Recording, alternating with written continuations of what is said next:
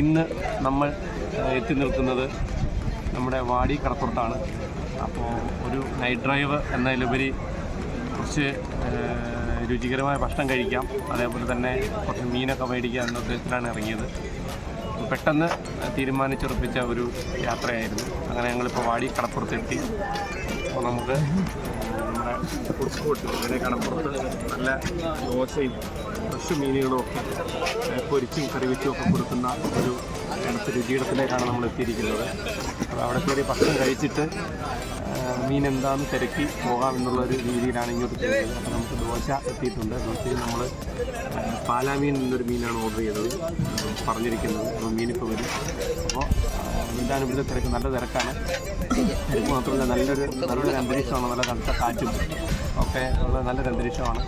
അപ്പോൾ ഇവിടുത്തെ തിരക്ക് ഞാനൊന്ന് കാണിച്ചു തരാം.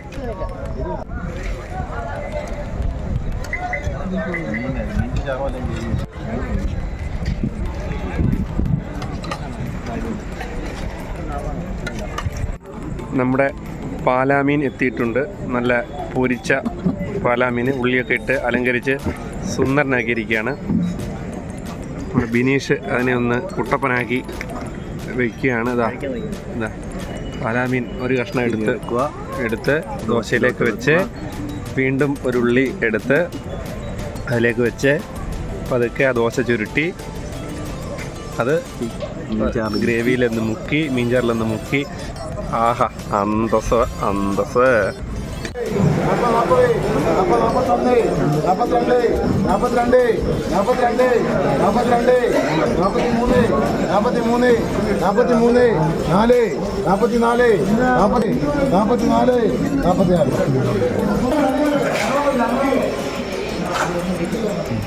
44